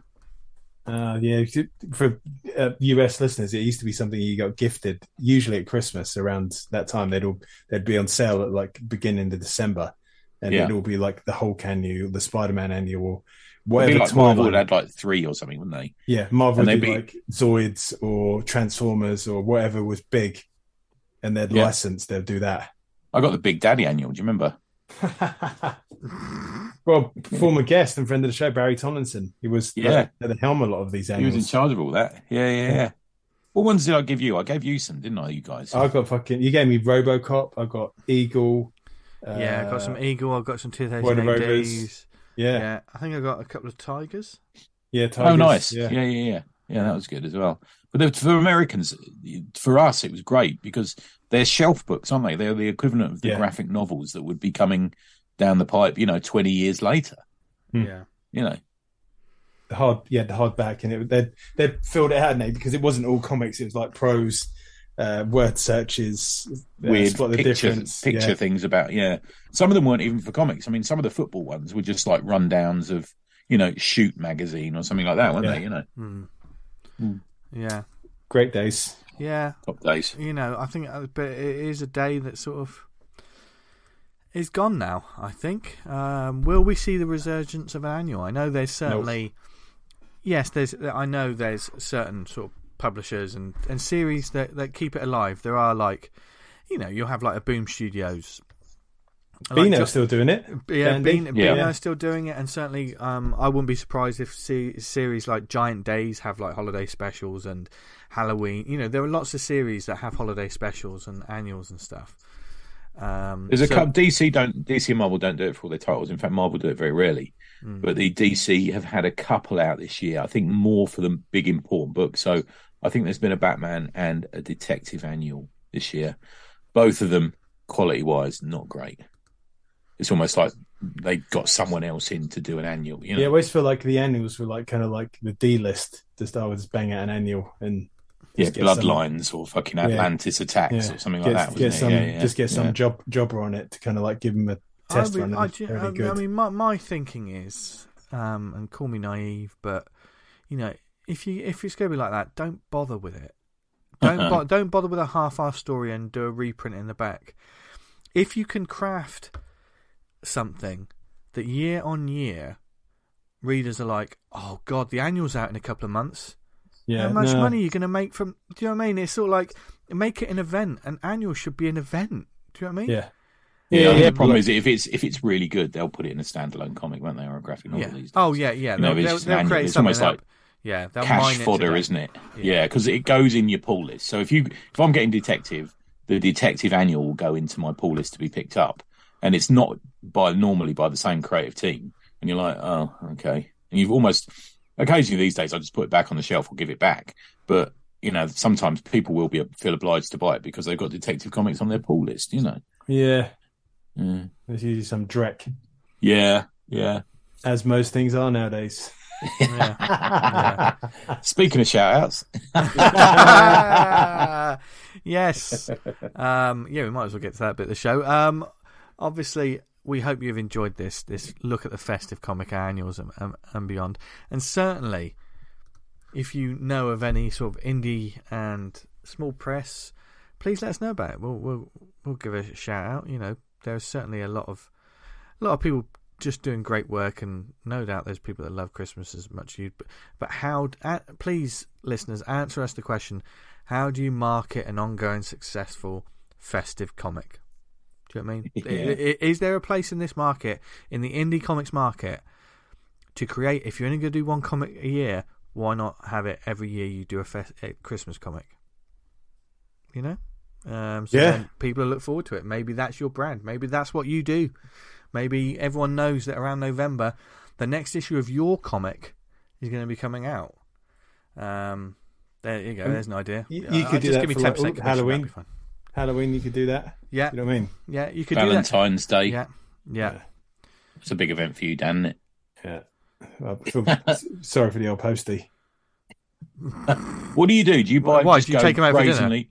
Yeah. Well, you just bum him. Do you like brazenly just buy five cards in a shop at once, or do you subtly go to different shops and buy a card? No, I've got the old fucking Moonpig set up. Good shout. Good Sorry, shout. Oh, nice, Yeah. nice. Yeah. Nothing says romance and love than Moonpig. By the way, Moonpig, if you're listening, feel free to sponsor us. Moonpig.com. Sorry, Gareth. We've got to pay him now, that we've spoken about. But speaking of shouting out to people, what shout-outs have we got this week, gents? I've got two. So, as I mentioned earlier, shout out to the 2000 AD Southern contingent, who drink more than the Queen Mother. And I met with them and Eamon in a London pub yesterday. And my second shout out is future guest Raechel Ball, who I had lunch with yesterday. And then we went comic shopping. That was cool, wasn't it? Going comic shopping with an award-winning graphic novelist. Yeah, that was pretty cool. So big shout out to Raechel, who's always great company. And she's got an art show tomorrow, but I think it's a closed-off one. I'm not sure where it is, but she'll be selling Hidden Lives. I think it's at the Royal Academy or something like that. I think. So Hidden Lives will be on sale there tomorrow. There you go. Nice. I've got Gateway City Volume 3, Smashed Up Things, the next instalment of the pulp sci-fi series set in Prohibition St. Louis, Gangsters, Aliens, and a Talking Bear by our friend Mark Russell Olsen. It's absolutely blitzed through its target. So that'd be a nice one to back. You'll get that in the new year, I presume. And we've got Beneath Us, Issue 1 and 2, a horror comic series. After a tsunami in Indonesia, an unidentified species from the deepest reaches of the ocean begin to make their way to the surface. And again, that is smashed through its target by Joseph Oliveira, who's nice one. Who does fantastic work, and all the Kickstarters have absolutely been great. So go check both of those projects out. And that's me. Nice. Yeah. And I've got a shout out to one Mr. Tom Curry. Thank you for coming in and looking after these two reprobates on last episode. Hey, Tom. Cheers, Tom. And also to you gents. I had a lot of fun. They came top first in the quiz, didn't they? Yeah, God, it was pretty top winners, joint winners. Yeah, pretty shambolic. If you haven't seen the absolute winning that was them in that yeah. I tell you what, though, Tony Esmond has stepped up his quiz game. It made me a little bit nervous for the next time I'm there for one. So I know what I'm going to do. That's next episode, isn't it? Got a quiz next episode. Yeah.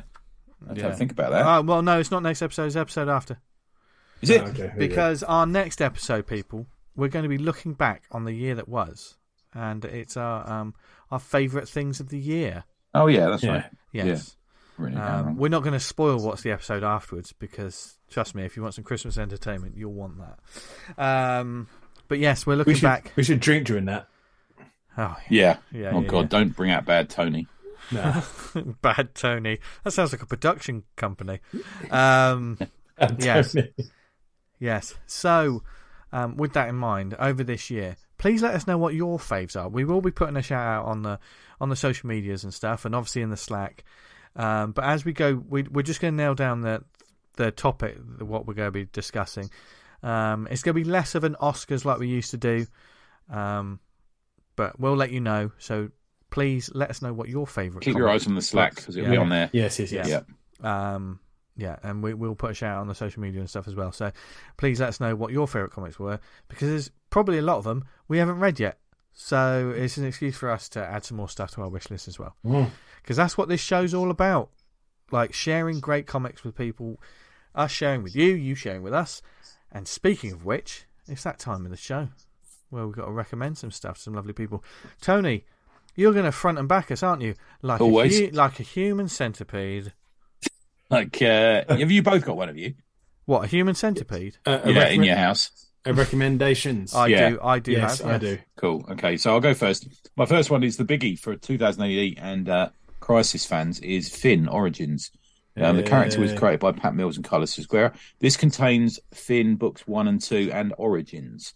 The hardback is $29.99 and the digital copy is $9.99.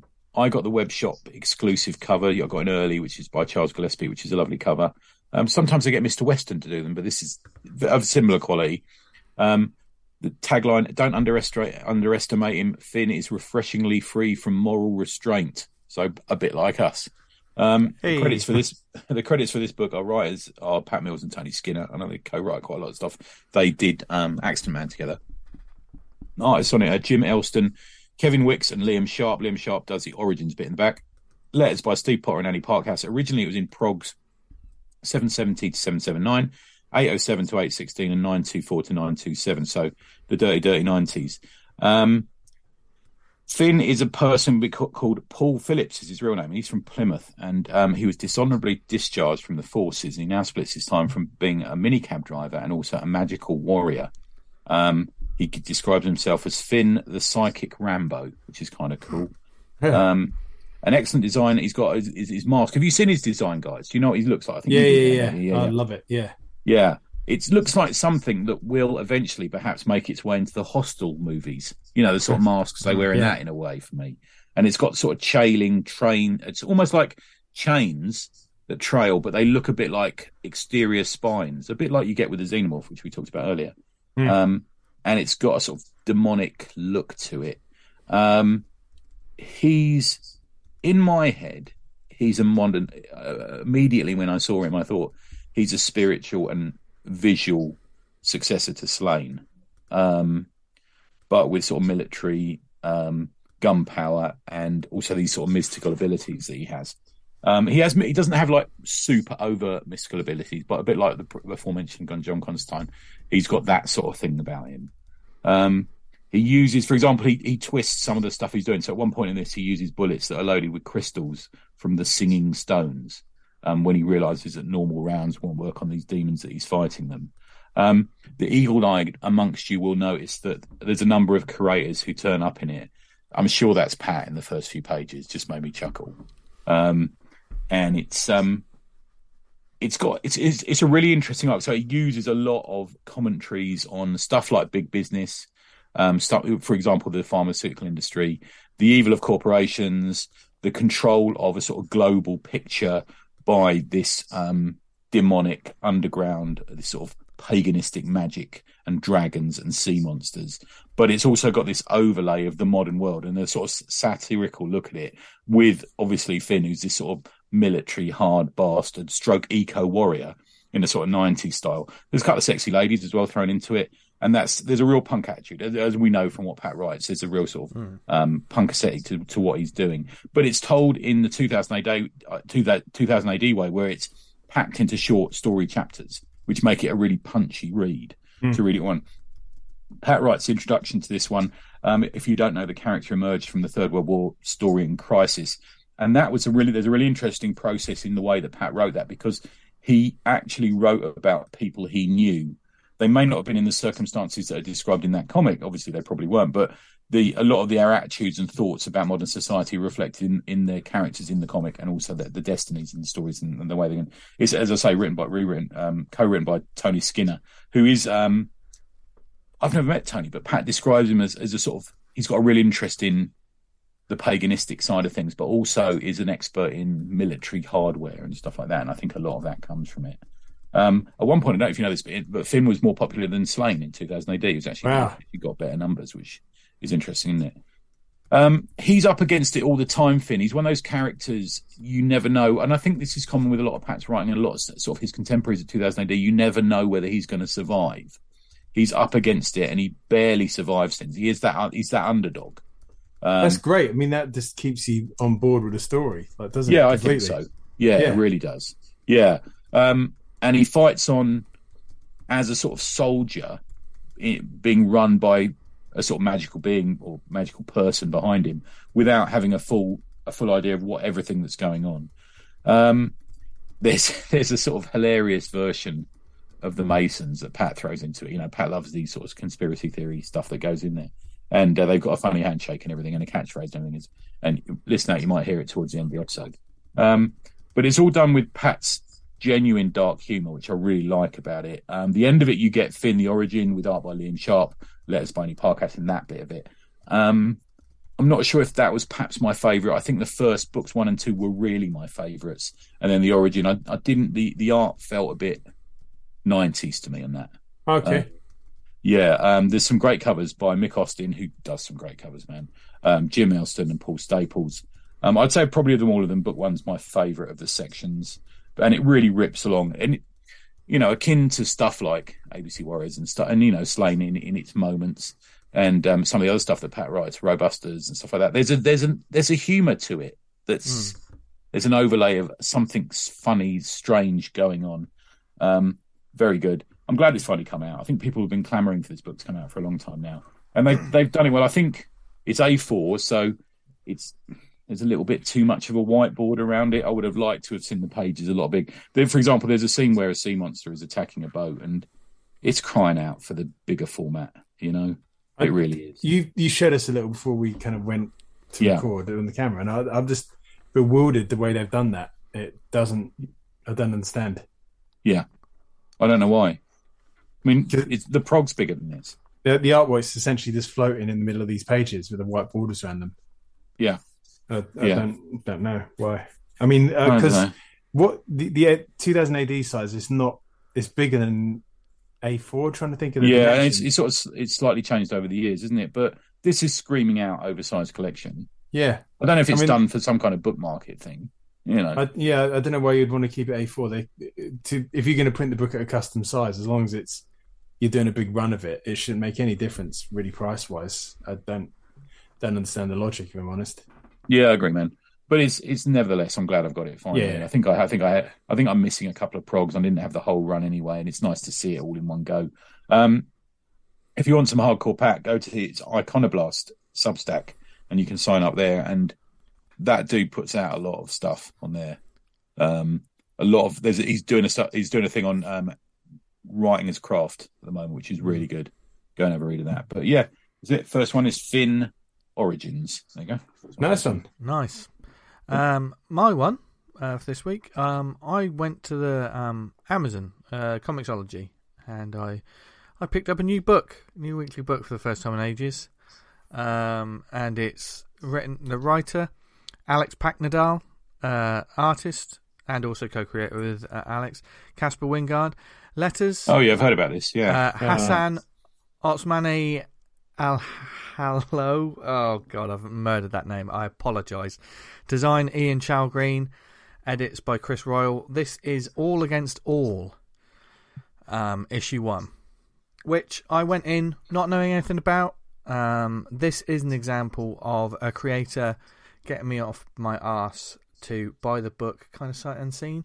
And that's Casper Wijngaard, who's by far one of my favourite artists. He's amazing. I really like his stuff. He's just absolutely fucking phenomenal. I'd say I'd get you a page for Christmas, man, but his page sales have gone fucking through the roof. Yeah, ever since Homesick. Homesick Pilots was obviously a big success, rightfully so. It's a great series. But this is obviously what he's followed up with. I didn't really know much about it. I didn't even read the blurb before I jumped in. But I'll read the blurb now, and I'll tell you why that's sort of off. You probably need to read it a little bit, read something like that before you read this book. This is what Amazon says, which is different to the inside cover. In All Against All, it is the distant future. Earth is long gone, but a race of alien conquerors known as the Operators have preserved its most savage animals in an artificial jungle environment they barely understand. With no bodies of their own, the Operators move from world to world, harvesting bodies for the organic exosuits they use to wage their endless wars.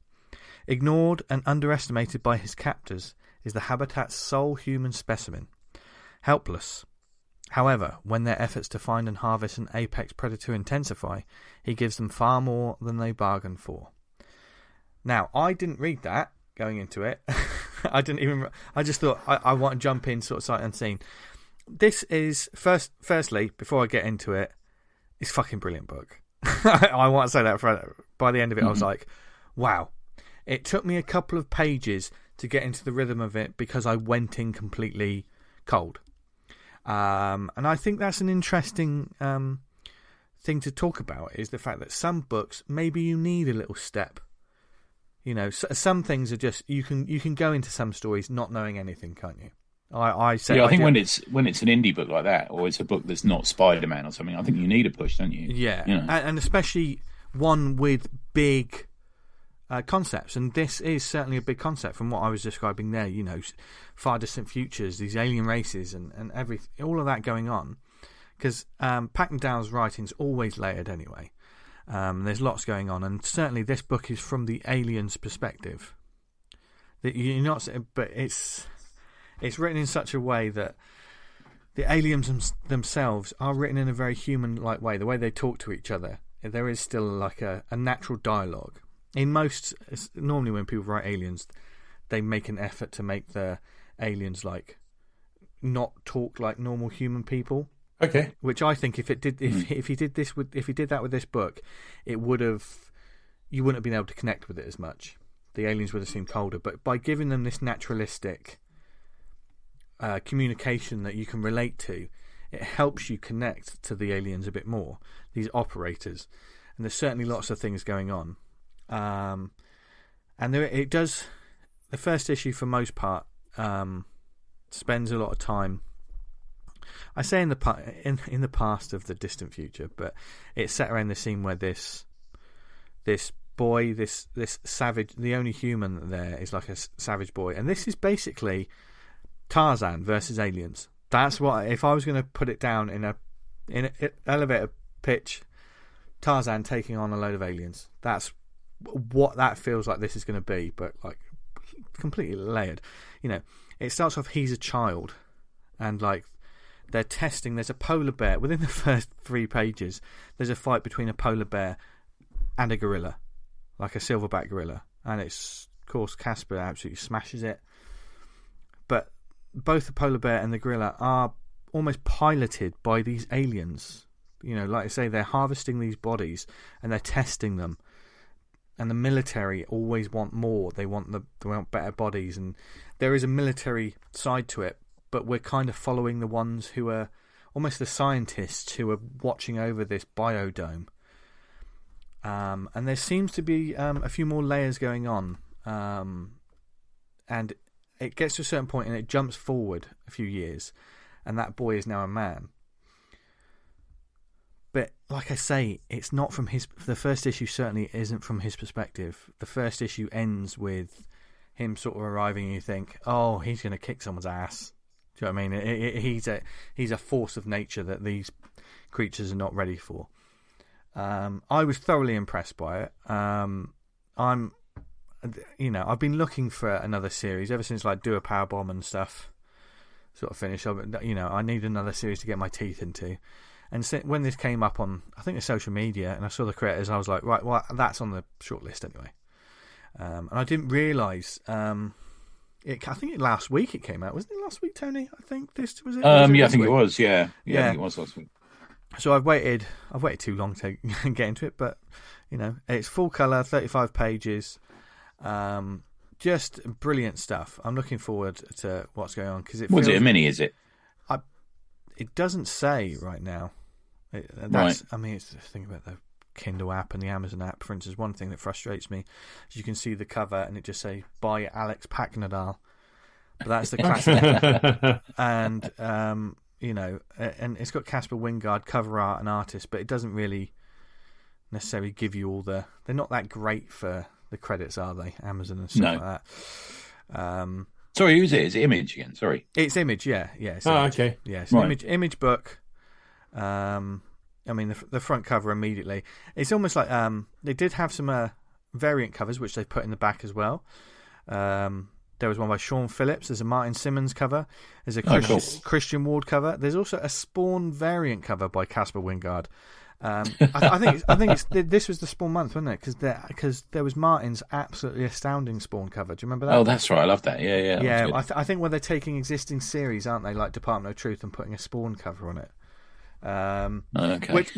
Which for me is pointless, but it's led to some absolutely phenomenal artwork. So feed me more. That's for me the pin-ups in the back. That's when the variant covers come into their own because they're just little pin-ups. I'm a big fan of the cosplay cover, but only when I'm reading Vampirella or Red Sonja. Yeah, not Atomic Hercules. Oh, it's coming. Steady on now. What do you think I'm running every morning? No, this is just if you like big sci-fi concepts with sort of, and the art is fairly brutal. Like they're harvesting bodies, so these animals that they're taking over are essentially dead animals, and they're sort of using their bodies in wars and stuff like that. And there's lots of different creatures. There's fascinating politics going in between. Lots of surprises, and Dan, I know you love Casper's use of slight neon colours. Yeah, love it. He's got that going through this as well. Still more of that. Yeah, just a high recommendation. This is. I heard Jason Wood talking about this, and he was talking about the OA pages for this. How much do you think a page would cost? For this, forget about it. $2,000. Only I think 600 to 800. Oh, that's all right. Yeah, so affordable. Get yourself a couple. Yeah. Oh, there's a couple of pages, which are absolutely astounding. Do you know what I mean? It's kind of weird that because when I've seen artists and they kind of put up original pages and you think, okay, this one's like 60 quid, and then there's an action one that's like, well, that's 120. You're like, okay, you know what I mean? Like it's weird how they judge it. So it's got certain characters on the page that'll be more, that sort of thing. Yeah. What I love about it though is like the look of there's original sort of like pencils and stuff of these pages. That there's original artwork pages available for this. Yeah, I think so. Yeah. See, that is almost blowing my mind because it looks like such a digital book. I've got a feeling he's on Cadence or something like that. Yeah. Because Casper's light and work is amazing. Just looking at the pages, just Murderer's Row, just take whatever you want. Because in this, not only has he got the creatures, there's action. There's also there's the human side of it and the alien designs, and there's jungle planets. There's like animals which look like animals. Oh, you'll like this, Tony. There's a panel of two deer fucking. You like that? Yeah, lovely. So if anyone's looking for a late last minute Christmas present for Vince, page of artwork from Casper Wijngaard. Yeah. Oh, yeah. Maybe one of the covers. Yeah. Or just a whole book. I'm not greedy. Should I tag you and Joey in on a post on Facebook with the link to the artwork saying? No, don't use Facebook. No. Yeah. I think the first time I saw Casper Wijngaard was it for a T-Pub book? It was, T-Pub, yeah. That's right. That's when we started, wasn't it? Yeah. But his artwork in that absolutely like what made me pick up the book. Yeah. That's right. I've got that over there somewhere. Yeah. I can't remember. Is it called Annabelle or something? It's a female name.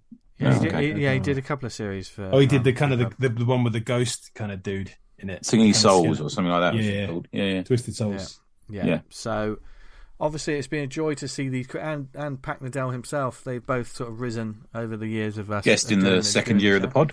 Yeah. So get this book because it's another home run, and that's mine. All Against All. That's mine. Daniel. Nice one. I've gone back to revisit I went back on the Webtoons app because I thought there's a couple of books on there I hadn't read in a little while, and there's a new episode of one of the comics I recommended some months ago called Spanned X with capital E. Oh yeah, I X. remember you talking about this one.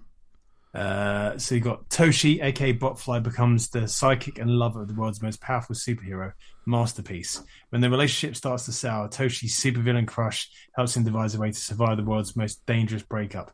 Meanwhile, the multiverse might be heading towards a reboot. So issue 3 is part 3. No, it's 1 of 3. It continues where the first 2 issues left off, where the Botfly character is facing off against these villains, and the main heroine character, which I just said her name and I can't fucking remember it, Masterpiece, turns up and she's absolutely dominating, and he's got like quite the crush on her.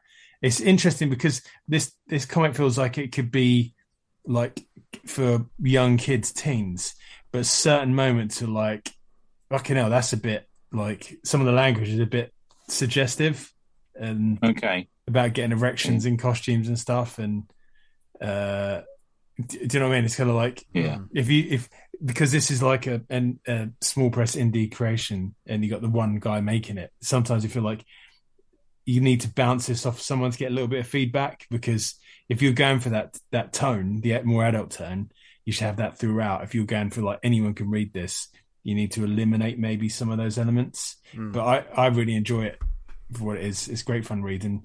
The fact you can read stuff like this for free on Webtoons is fantastic. It's actually great stuff. And the creator, which I've neglected to mention, his name is Ross Radke, Radke. He recently did a comic on Kickstarter called Stomped, which is all about kaiju shit. And nice. I believe I backed that because that looks fantastic. So that's a great comic to go check out. That one. I remember you talking about this one because I checked out after you talked about it. It's a great comic. I didn't know they did that one. That's quite good. Yeah, so I think it's a continuing one. He said he's got his notes here that there's another 2 episodes lined up to go live beginning of next year. So nice. It says uploaded by the end of November. Yes, he's got more stuff coming. Nice. So go check it out. Nice. Tony, take us home. My last one is a book, the first issue I spoke about earlier in the year. It's called Santos Sisters #2. It was quite a hot book, actually, the first one of these. Got a lot of heat. I know it's been mentioned on a number of podcasts. Created by Greg and Fake, and art by Graham Smith, David Landsberger, Mark Kapronoff. There's 2 stories in this issue. I met Greg and Fake, hung out a bit with them at Heroes. Good guys. And they listened to the episode. Actually, we talked about them, so I'm guessing they'll probably listen to this one. It's 32 pages, full color. It's got newsprint as an interior kind of paper, which I kind of like. It gives it that old school feel to it. It's $4.20, not a bad price. And in Gosh, it's only £5, which, let's face it, in the world of small press and Gosh, is a good price. It does what it does before, so it's a faux. The aesthetic is faux Archie, but it tells the story of 2 superhero girls who are the Santos sisters. They're not really sisters in real life, and it continues with that sort of same sort of cheeky humor, and has that style of visuals that we get in an Archie comic. Now, I told you earlier, didn't I read Archie the Christmas Spectacular issue 1, and I think I put it on the group chat with the words, "This is not funny at all." This is funny. Santos Sisters is funny, and it uses that silly humor. But what it does, it takes it to more of an adult level. In this issue, there's a pair of assassins, Spit and Shine, they're called, and they're hired by the sort of mastermind. And it turns out they're actually a couple who recently split up, which is part of the funny in this comic. And they're employed to use these ray guns, and they go around and they zombify a small town with these ray guns. But they're not your sort of traditional zombies. Whilst they are sort of flesh brain eaters, they keep saying nerp, nerp. So they're kind of like techno zombies, I guess. And they use this sort of Archie surface presentation, and they add more material in it. But it's still they still got those, in Archie, everyone's got that sort of shit-eating grin going on, haven't they, at all? And they've got that sort of high school uniform drama sort of thing, Apart from the fact that Archie goes to work at Bumley's, that's about the only sort of thing. But it's never not funny. It's never not funny. Never not funny. But much of the comedy comes from the interaction between Spit and Shine. And so what's happened is they've met and they're going, and one of them says, "Oh, it's good to see you, Spit." And she says, "Oh, and you too, Shine." And because they've broken up, they're walking around and they're kind of, at one point they're holding hands. And you think, are they getting back together? Are they not getting back together? So they decide, whilst killing people and zombifying, they decide, well, perhaps we'll go and see a movie together. So Shine gets really jealous when she sees Spit's phone ringing, and she says, who's ringing you? We've all had jealous girlfriends. And who's ringing you? And he says, "Oh no, that's just my alarm." And she says, "Well, it sounds like your ringtone." And he goes, "No, it isn't." And then he goes off again, and she says, "Oh, you set your alarm twice then." And she sort of snatches the phone and starts shouting at this woman down the phone. How dare you call him? But then they're not really going out. But it's kind of judged nicely. It's got that thing. The Santos sisters turn up. They sacrifice their friend Todd, who gets nerped and turned into a zombie, and it all turns out all right. But it's quite funny, and it's just fun. They have a sort of classified page, which is a piss take on a Bronze Age advert page, and if you actually go into it, there's some comics in there that we've talked about. For example, Medal, which is a comic that comes out of Strangers Distribution Publishing, is in there as an advert for that. It's good. There's sludgy comics. Remember I talked about them a few years ago. And then the second story in it is the Santos sisters in Dragon Bender, about a dragon, a little baby dragon who turns up and they have to go and defeat it. And it's not as good as the first story, but it's still fun. It's just sort of silly fun, really. Okay. There's a Howard the Duck homage in the last story as well, which is always worth it. I would say go and I think if you go, Floating World has it as sold out at the moment. I'm not sure what all the distribution places have it as sold out at the moment, but the place to get it in the UK, I don't think it's on Third Bear Press. Although Stephen can correct me there, but at the moment it's in Gosh, and I would say go and get it if you're going to get it, because it will sell out very quickly in Gosh, because it's sort of the hotness. And as I understand it, issue 3 is on the way very soon as well, which is good. There you go. That's my second one. The Santos Sisters, issue 2. There you go. Oh, cool. Nice. Plenty of gifts there to add to your wish list, your personal wish lists. Let's face it, we all like to buy some books for ourselves to read over the Christmas period, and we hope you have enjoyed. I've noticed.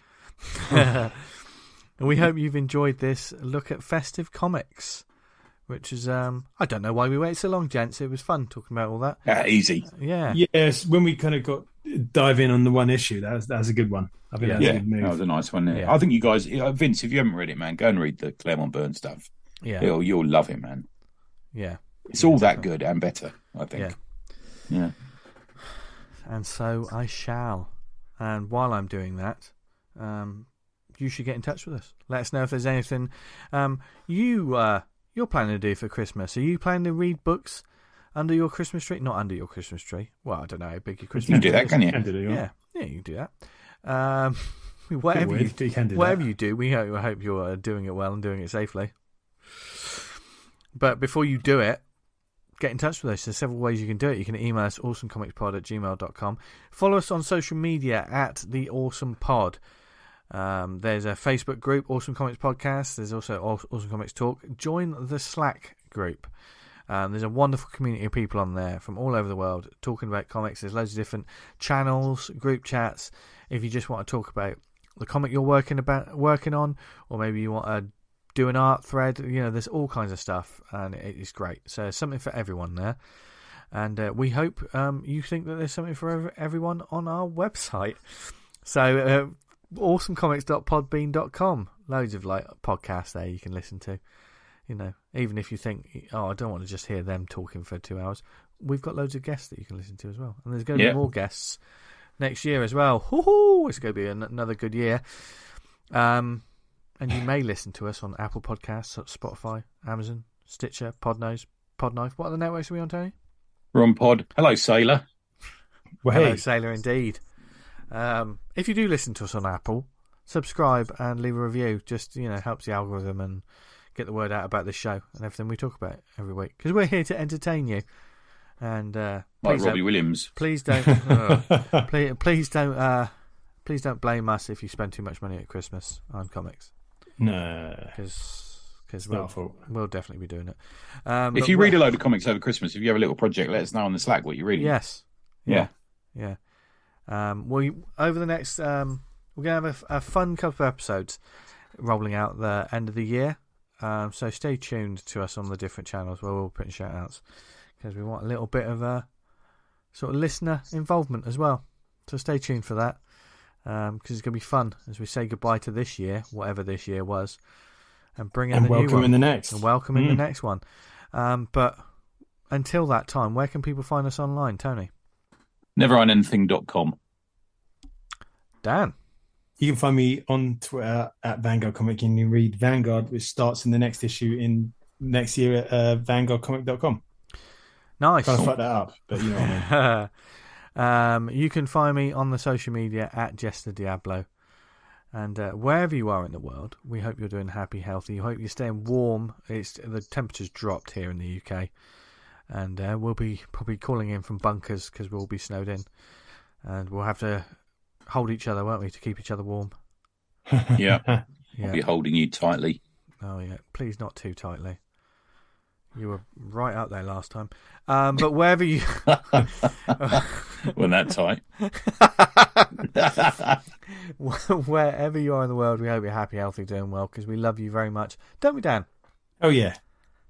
Don't we, Tony? Nope. Yes, you do, because the last words I edited on last week's episode were Tony Esmond saying, love you. Yeah, was like that was to the two hosts. Whatever. No. That may be what you're telling yourself, but listeners, you know that's not myself. That's not what we heard, was it? We heard in the psychologist's chair with Vincenzo Hunt. On that day, his heart grew 2 times. Not more than that, because that's sort of Christmas shit I don't like when people say things like that. You'd find yourself an A&E if you got an Yeah. If you're growing more than that, you should see a doctor. Die that. Yeah. I've got something that never gets any bigger. Really? Oh, Tony, why Not possible, is it? why did we have the video on? Oh, there was no need for that. While we're going to reevaluate our life and what we're staring at now and seems to be staring back at us. Have a brilliant week, everyone. Read loads of comics. Keep making comics. Enjoy the start of the festive season. Proper. It's proper now because we've said it. Yes. And until next week, from Dan, Tony, and myself. Ho, ho, ho! What should they do, gents? Stay awesome. Stay awesome. Well, you could have done a bit better than that. Dan, you were a bit slow on the uptake there. I was Santa. I apologise. Sort it out, son. Is that what Santa sounds like? I hope I get on the good list. Oh, Tony. No fucking chance. Tony, you still need to pay me for this year's nice list. I wonder what you're going to say then. Anyway, how did you get out of your harness? Bye, everyone. I've got a red nose. See ya.